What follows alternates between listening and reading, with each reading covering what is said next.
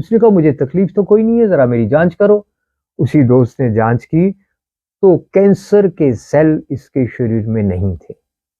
अब वो नींबू से ठीक हुए या कैसे ठीक हुए आप अनुमान लगाइए, मगर नींबू बहुत प्रभावी है, इसमें कोई शक नहीं। ऐसी बहुत सी रिपोर्ट है। अब अगला जो आपका एक और डॉक्टर हैं, वो है बहुत विश्व प्रसिद्ध डॉक्टर योहन्ना बुडविग। ये जर्मन की डॉक्टर थी, अब तो रही नहीं है ये। तो इन्होंने हजारों रोगियों का इलाज किया है। वो कैसे किया वो सुन लीजिए। अभी भी इनकी एक ऑर्गेनाइजेशन है, इनकी संस्था है जो कैंसर रोगियों का मार्गदर्शन करती है अपना इलाज कैसे करना है। अगर आप नेट के ऊपर लिखेंगे, सर्च करेंगे बुडविग प्रोटोकॉल, तो आपको मिल जाएगा। पर पता नहीं दुनिया के डॉक्टर इतने जबरदस्त इलाज के ऊपर बात क्यों नहीं करते, कभी बात नहीं करते, जिससे शायद हजारों नहीं लाखों रोगी ठीक हुए हैं। इसके बारे में बात ना करने का कारण क्या है आप अंदाजा लगाइए, मुझे इसके बारे में कुछ नहीं कहना है। तो उन्होंने क्या बताया है, उन्होंने ये नींबू के प्रयोग का बताया है। दूसरा उन्होंने क्या कहा है, 1 चम्मच बेकिंग पाउडर और आधा चम्मच जीरा धोकर प्रयोग करना, ये मेरा सुझाव है। उसमें रंग लगा होता है, सल्फर लगा होता है। धोकर पीस कर डालिए और उस पर गर्म गर्म पानी डाल दीजिए, बहुत तेज नहीं, थोड़ा गर्म पानी डालकर आधा गिलास पानी में ये आप रोज एक बार पी लीजिए। ये डॉक्टर योहन्ना बुडविक ने बताया है। दूसरा, खूब पत्तों का, फलों का रस, कम से कम अनाज खूब प्रयोग करिए और व्हीट का प्रयोग कम से कम, गेहूं का प्रयोग कम से कम, रस खूब लीजिए। मीठे का एक दाना भी खाना कैंसर सेल के लिए टॉनिक का काम करता है, और ये जो नमक है आपका, ये भी उसके लिए टॉनिक का काम करता है। बहुत तेजी से सेल बढ़ जाएंगे। आपको यदि नमक खाना है, सीधा खा लो, काला खा लो, रॉक साल्ट ले लो, हिमालयन साल्ट बोलते हैं वो ले लो, पर दूसरा कोई पैकेट वाला बाकी का कोई नमक लेना ठीक नहीं है। पैक्ड फूड का मतलब ही कोई नहीं, मैदे का कोई मतलब नहीं है। किसी भी तरह के पैक्ड जूस या कोई फूड खतरनाक है। तो दूसरा, इलाज के लिए योहन्ना बुडविक क्या कहती हैं, 4-5 चम्मच अलसी बिल्कुल ताजा उसी समय पीसो, फ्लैक्स सीड जिसको बोलते हैं, और घर पे बना हुआ देसी गाय के दूध का पनीर या बकरी का पनीर या भैंस का पनीर, विदेशी गाय नहीं। कितना पनीर, जितना आपको खाना है रोज ताजा बनाओ, 3 टाइम के लिए बना सकते हैं। और उसको कांच के बाउल में, चीनी मिट्टी सिरामिक में खूब अच्छे से फेंटो। अलसी के पाउडर को और पनीर को खूब फेंट कर बढ़िया सा पेस्ट बनाओ और उसको खा जाओ। खाने के बाद अगर भूख रह जाए तो फलों का जूस, रस, बस ये सब ले लेना, और जौ की रोटी थोड़ा बहुत, थोड़ा उसमें ज्वार बाजरा थोड़ा मिला सकते हैं, वो थोड़ा ले लेना। ये तीनों टाइम करना है। और सनसेट से पहले पहले आपको पानी, खाना जो कुछ भी है वो कर देना है। शाम को गलती से भी फलों का रस, पत्तों का रस नहीं लेना। उबाल कर पकाकर सूप लेना है। उसमें काली मिर्च डाल सकते हैं, लाल मिर्च, हरी मिर्च अपने को नहीं लेनी है। थोड़ा अदरक डाल सकते हैं, थोड़ा लहसुन डाल सकते हैं, नींबू चाहे तो डाल सकते हैं। ये आपको करना है। आशा है बहुत तेजी से आपकी इम्यूनिटी बढ़ेगी और सभी रोगों में जबरदस्त लाभ होगा। चिकित्सा जो उचित हो, सही हो, करते रहिए। फिर एक जो हमने प्रयोग करके देखा है, चूना और शहद दोनों को मिलाकर, शहद अच्छा ना हो तो गुड़ मिला लो, पतला सा लेप किसी भी प्रकार के ट्यूमर पे करिए, आशा है लाभ होगा। जो घाव, कैंसर के ट्यूमर शरीर के बाहर है, फट गए हैं, गोमूत्र और देसी गेंदा मैरीगोल्ड जिसमें खुशबू है, हाइब्रिड नहीं, जीएम नहीं, पत्ते फूल पीस कर गोमूत्र के साथ लेप करिए। हमें बहुत अच्छे परिणाम इससे मिले हैं, अति उत्तम परिणाम। ये कर सकते हैं आप। हाँ, चूना और शहद लगाने से अगर कोई ट्यूमर फट जाए तो बहुत अच्छी बात, उसके बाद गेंदे का प्रयोग कर लेना। अगर फटा हुआ है पहले से तो गेंदे का और गौमूत्र का प्रयोग उस पर लगाने के लिए करिए, पीने के लिए भी करिए। थोड़ा सा गेंदे का रस चम्मच, 1 चम्मच, 3-4 चम्मच, 5 चम्मच गौमूत्र, वो पानी 1 कप मिलाकर रोज लीजिए, अच्छा रहेगा। अब आपको एक व्हीट ग्रास के बारे में डॉक्टर विगमोर, डॉक्टर तो नहीं थी वो, विगमोर, उन्होंने हजारों रोगियों को ये चिकित्सा दी है। उनके ऊपर मुकदमे चले और उनको कहा आप चिकित्सा क्लेम नहीं कर सकते, तो उन्होंने कहा मैं चिकित्सा कह ही नहीं रही, मैं चिकित्सा करती नहीं हूँ। कैंसर के अलावा जितने भी रोगी हैं मैं तो उनको लाइफस्टाइल बताती हूँ कि लाभदायक है, इसका प्रयोग करो। तो बहुत मुकदमे चले, खूब उनको परेशान किया, पर उनकी जो साइट है उसके ऊपर हजारों लोगों ने उनका आभार व्यक्त किया क्योंकि वो ठीक हो गए। ऐसी बुडविक के ऊपर भी, योहन्ना बुडविक के ऊपर जर्मन, उनके ऊपर 30 केस डाले गए थे, है ना। और को नोबेल प्राइज 5-7 बार उनको कहा देंगे, तो दिया नहीं। क्यों नहीं दिया, समझ लीजिए क्यों नहीं दिया। आप बहुत समझदार हैं, आपको समझ आ जाएगा क्यों नहीं दिया उनको। तो अब ये व्हीट ग्रास जो है ये कैसे उगानी है, ये अपने को समझना पड़ेगा।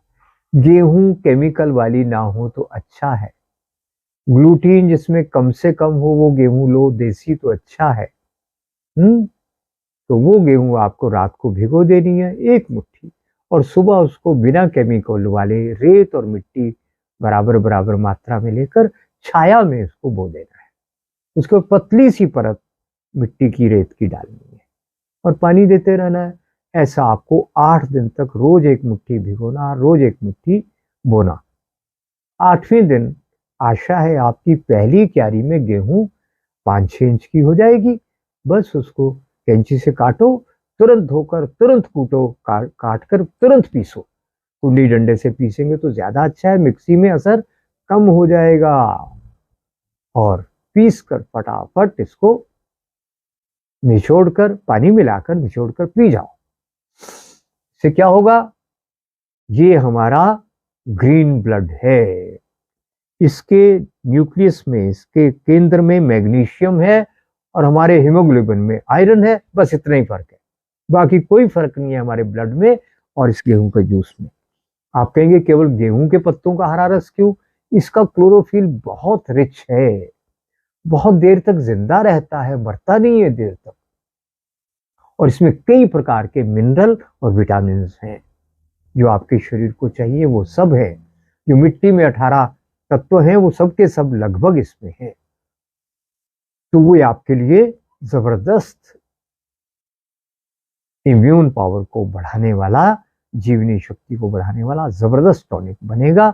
और जो हमने शुरू में कहा कि आपका पूरा रक्त ऑक्सीजनेटेड हो जाए, ऑक्सीजन हो जाए, एल्कलाइन हो जाए, तो कार्सिनोमा सेल कहां से रहेगा, उसको तो ऑक्सीजन नहीं चाहिए। एक किताब छपी है जिसमें लिखा है cancer cell, carcinoma cell can't survive in the presence of oxygen.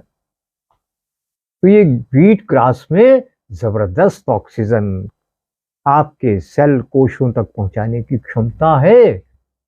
Oxygen से भर जाएगा आपका शरीर, इसलिए खूब लाली आती है चेहरे पे इसको पीने से। तो ये लीजिए, इसका खूब प्रयोग करिए। और यदि किसी को दस्त लग जाए, तो लोग कहते हैं बीमार हो गए जी, हमने बंद कर दिया। ऐसी गलती मत करना, दस्तों में तो जहर निकलेगा, डायरिया होगा। 2-3-4 दस्त हो कोई बात नहीं, बहुत ज्यादा हो तो व्हीट ग्रास बंद कर दो 2-4 दिन, फिर शुरू कर देना। मात्रा कम कर दो पर लेते जाओ। बाजार में जो व्हीट ग्रास जूस मिल रहा है वो थोड़ा लाभदायक है, थोड़ा हानिकारक है। क्यों, अरे यूरिया से पैदा किया है ना, और जो गेहूं है वो भी यूरिया वाली है। आपके पास यूरिया वाली गेहूं है तो क्या करना, अरे आधा चम्मच एंजाइम पानी में डालो और उसमें 250 ग्राम 200 ग्राम अपना व्हीट ग्रास भिगो दो। क्लोरीन भी खत्म हो जाएगी पानी की और गेहूं के अंदर जो केमिकल है वो भी खत्म हो जाएंगे।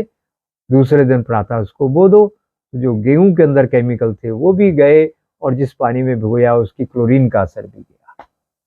ध्यान रखिए, क्लोरीन वाला पानी ऐसे दर्जनों रिसर्च पेपर है जो कहते हैं कैंसर को बढ़ाते हैं, आर्टरी ब्लॉकेज करते हैं, आंतों को गला देते हैं, किडनी लीवर स्प्लीन को गला देता है ये। इसलिए आपको क्लोरीन फ्री करना है अपने पानी को। उसके लिए हर बार उसमें आपको एंजाइम की एक गिलास में 5-7 बूंदें डालकर ही पीना है। उसमें सबसे अच्छा एंजाइम किसका है? मोरिंगा का, मुनगा, सरगवा, ड्रमस्टिक। पर देसी ड्रमस्टिक 2 बार फूलने वाली हाइब्रिड वो नहीं चलेगा। उसका पत्ता डालो, फूल डालो, उसके 2 दाने डाल दो। 5-7 लीटर में 2 दाने भी अगर डाल दिए ना आपने इसके, और फिटकरी को 5-6 बार ऐसे घुमा दिया, तो पानी प्योर हो गया।